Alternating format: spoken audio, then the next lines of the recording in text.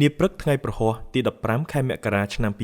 2026ដោយទទួលបានការអនុញ្ញាតដ៏ខ្ពង់ខ្ពស់ពីសម្ដេចមហាបវរធិបតីហ៊ុនម៉ាណែតនាយករដ្ឋមន្ត្រីនៃព្រះរាជាណាចក្រកម្ពុជាឯកឧត្តមពេញពូនីរដ្ឋមន្ត្រីក្រសួងសាធារណការនិងដឹកជញ្ជូនអញ្ជើញដឹកនាំប្រតិភូក្រសួងជួបជាមួយឧត្តមក្រុមប្រឹក្សាពិគ្រោះនិងផ្ដល់យោបល់ស្ដីពីសមិទ្ធផលធំៗនិងទិសដៅការងារក្នុងវិស័យសាធារណការនិងដឹកជញ្ជូនក្រោមការសម្របសម្រួលនិងដឹកនាំដោយឯកឧត្តមអុលចន្ទធឿនប្រធានបដូវវេនឧត្តមក្រុមប្រឹក្សាពិគ្រោះនិងផ្ដល់យោបល់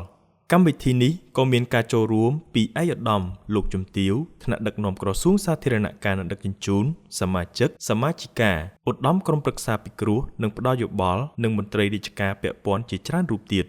កិច្ចប្រជុំពិគ្រោះយោបល់នេះត្រូវបានធ្វើឡើងដើម្បីពិនិត្យពិភាក្សាវឌ្ឍនភាពនិងសមិទ្ធផលការងារនិងបញ្ហាប្រឈមដែលក្រសួងសាធារណការនិងដឹកជញ្ជូនអនុវត្តបានចាប់ពីថ្ងៃទី22ខែសីហាឆ្នាំ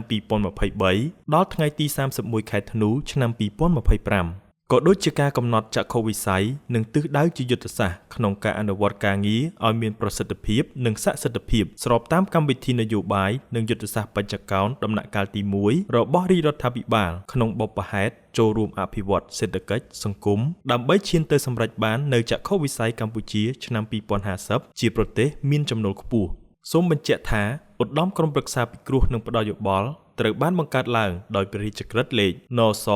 រកត0823 2064ចុះថ្ងៃទី26ខែសីហាឆ្នាំ